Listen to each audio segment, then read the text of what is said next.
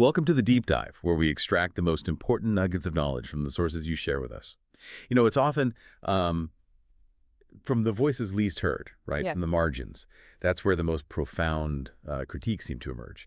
And art, especially poetry, just has this incredible way of being a mirror, Mhm. reflecting our world back, sometimes showing us things we'd, well, rather not see. Today, we're doing exactly that. We're diving deep into this really remarkable piece called The Ballad of the Third-Class Passenger. And it's more than just a poem, isn't it? It feels like this metaphorical journey that gives us this incredibly sharp lens on things like class, inequality, Yeah. the human spirit. So our mission really is to unpack the core insights, the emotional core of this ballad, and see what urgent truths it might still hold for us. Okay, let's get into it. Yeah, it's a fantastic choice. The way it sets the scene and builds its arguments is so vivid. It really pulls you in. It manages to feel incredibly personal, but also, universally relevant at the same time. Absolutely, and it doesn't waste any time. Right from the start, we're plunged into the stark reality of being third class. Ah. Those opening lines, they paint such a picture, don't they? They gave me a ticket with no number, a paper thin as my hunger, Hmm? and I was chained to broken springs. How does that hit you? What's the immediate sense you get of, like, dehumanization and hardship there? Well, what's fascinating, I think, is how those specific, almost physical details just land. A ticket with no number, it strips away identity instantly, makes the person anonymous, just a cog. And Yeah. paper thin is my hunger. Wow, that connects their whole being directly to need, to poverty. It's not abstract, it's visceral. Hmm. And being chained to broken springs, that's not just discomfort, right? It's being physically bound to a failing system, literally carrying its weight, its flaws. It shows how those at the bottom often bear the actual physical brunt of the whole structure. They feel the system's failures most directly, often for contributions nobody even sees. And right away, the poem throws this contrast at us, doesn't it? You have that hardship, and then almost in the same breath, the elite who lock the doors, they sip their wine. Hmm. What does that juxtaposition tell you? Is it just about different circumstances, or does it feel more deliberate, that exclusion? Oh, I think it's definitely suggesting something more intentional. That phrase, they lock the doors, it's an action. It's not just that they happen to be comfortable, they're actively creating separation, protecting their own bubble. Right. It implies a conscious choice to seal themselves off from the suffering that, their own privilege might even depend on. And the sipping their wine just adds that layer of like detached indulgence, casual indifference. It really highlights the disconnect. And it's in that first chorus, isn't it, where we get this almost chilling prediction. It's not just about the present suffering. It says, but rust will eat their silver line.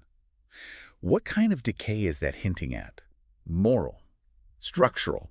Both? That line feels incredibly important. Rust will eat their silver line. Silver wealth, prestige, but it's vulnerable. It suggests the system itself, built on this inequality, this exclusion, has an inherent flaw. It's got the seeds of its own destruction baked in, you could say. So yeah, probably both moral decay, the emptiness of it all, and structural decay, the idea that something so unbalanced just can't last forever. Their shiny world is ultimately perishable, vulnerable because of the very injustice it creates. It's a powerful claim that injustice is, well, unsustainable. Yeah, unsustainable. That really sets up the next part perfectly, where the poem tackles this idea of so-called equality and opportunity. Verse 2 hits hard. The passenger says, I studied maps. I knew the way. They laughed and said, not yours today. Mm-hmm. So their knowledge, their capability, it's just dismissed. What's that saying about how merit is viewed or maybe ignored in the system? It zeroes in on that gap between capability and access, doesn't it? The passenger knows the way, they have the skill, the insight, they've put in the effort. But it doesn't matter. The response is laughter, dismissal. Not yours today. It's not just denying an opportunity, it's denying their right to that opportunity, their agency. Mm-hmm. It implies that even with the talent, the system is designed to block you if you're not from the right group. Potential gets stifled not by lack of skill, but by these deliberate gates. And then comes that amazing metaphor. The ladder stands, but oiled with grease. It's meant for some, for me a piece. That image. How does it capture that idea of opportunity being, well, intentionally inaccessible? What's it saying about meritocracy? It's such a potent image because it acknowledges the appearance of opportunity. The ladder stands, it looks like there's a way up, but the oiled with grease changes everything. It makes climbing incredibly hard, maybe impossible for those not meant to climb. It feels intentional, like the grease is put there for that reason. Right, not an accident. Exactly. And it's meant for some, for me, a piece that clarifies it. Access isn't equal. Some get the whole ladder, others just a sliver, maybe just enough to keep the illusion alive without really changing anything. It's a brilliant takedown of a simplistic meritocracy idea. The playing field isn't just uneven, it's actively rigged. Rigged. And that leads right into the second chorus, which is just scathing. It calls it the joke they call equality. And then they crown the weak, they praise the small, and call it merit, thieves, and all. So what's the implication here? How are narratives around success and failure being, like, manipulated? It sounds like more than just unequal chances. You're right, it's digging deeper into narrative control. The joke they call equality just lays bare the performative aspect, saying one thing while the reality is totally different. And that part about crowning the weak, praising the small, that's really sharp. It suggests the system doesn't reward genuine strength or challenge from everywhere. Instead, maybe it elevates those who don't threaten the status quo. People who are manageable, who will uphold the system, and then they label that as merit. Mm. So by doing that, they create this false story of fairness while maybe dismissing or even attacking those who actually challenge things, calling them thieves just for asking for their due. It shows how success and failure can be completely manufactured stories. That is unsettling. And the poem does start pointing fingers, or at least naming roles. In verse 3, we get, the banker counts the people's breath. The preacher sells his keys to death. The director writes his script of lies. Okay, this is where it gets really interesting. How are these figures, these sort of traditional pillars of society, being portrayed here? What's their role in keeping this unequal train running? Yeah, it's provocative because these are usually figures of trust, right? Stability, truth. But the poem flips it. The banker counts the people's breath. That's chilling. It's not just money. It's like control over life itself. Basic existence being measured and exploited. Then the preacher sells us keys to death. Suggests religion or spirituality being used, maybe to pacify people about their current suffering by promising something later, or just commodifying hope. And the director writes his script of lies. That's clearly about media information, shaping what people believe to be true, controlling the narrative to maintain power. So you've got economic control, spiritual or ideological control, and informational control. All working together, it seems, to keep the hierarchy in place. And it really hammers home that idea of controlling the story with the next line. While truth is gagged in rags and ties. Right. It's not just lies, but truth itself being actively suppressed. You're right. What do you make of the rags and ties? What does that imagery suggest? That's such a striking image. Ties usually mean what? Respectability? Officialdom? Legitimacy? Yeah. And rags suggest neglect, being hidden, disguised. So the line implies truth isn't just ignored, it's actively muffled. It's either dressed up in misleading official language, the ties, or it's stripped down, hidden away, made unrecognizable, the rags. It paints this picture where real critical information is systematically obscured to protect the powerful, making it hard for people to even name their own reality, let alone fight back. And this whole system, this suppression, it leads to that really stark warning in the third chorus, doesn't it? Their golden seeds will never grow. The train runs fast, but off the track. One day, the smoke will not come back. This feels like more than just inequality. It's predicting total system collapse. Absolutely. It's a powerful image of, well, fundamental unsustainability. Their golden seeds will never grow.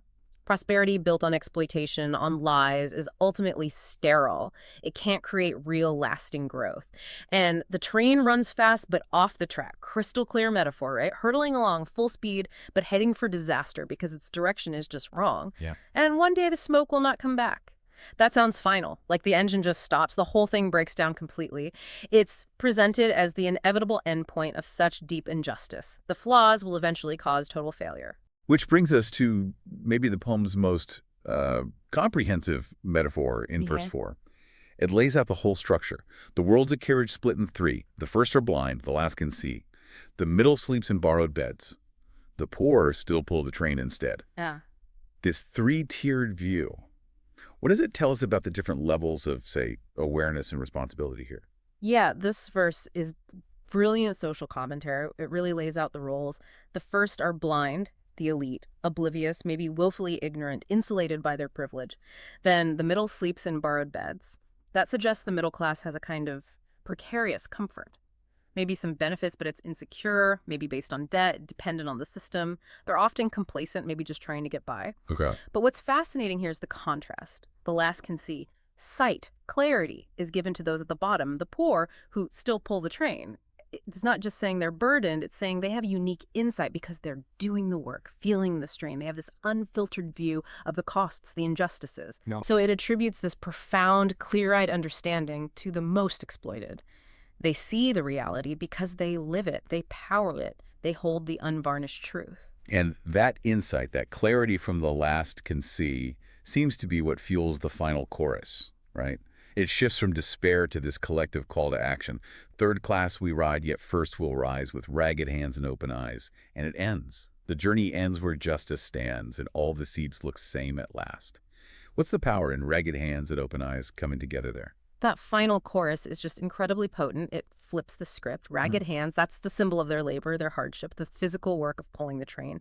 But those same hands will rise.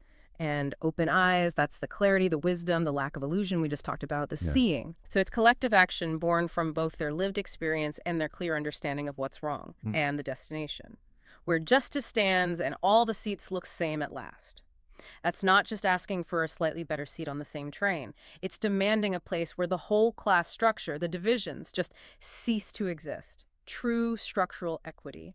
A fundamental change, not just tinkering. Wow. What an incredible arc this ballad takes us on, from that really raw depiction of hardship and injustice right through to this powerful call for collective action and this vision of a genuinely just future. It really does capture so much about, well, the fight for fairness. It really does. And it's a reminder, isn't it, that this kind of art, this metaphorical journey, gives us such a timeless way to think about social dynamics. It shows how looking from the margins, from those with the open eyes, often gives the clearest view of whether a society or any system is truly healthy or sustainable. It urges us to look past the official script, Absolutely. Well, this ballad certainly gives us a lot to chew on. And based on its message, it makes you wonder, doesn't it? What trains in our own world might seem like they're running off the track because of similar issues? Inequality, maybe, or narratives that hide the truth? And what role could those ragged hands and open eyes, those with direct experience, clear sight play, and maybe steering things towards a place where, as the poem says, justice stands? Something for you to reflect on. Thank you for joining us on this deep dive. We'll be back soon with another exploration into the heart of a fascinating source.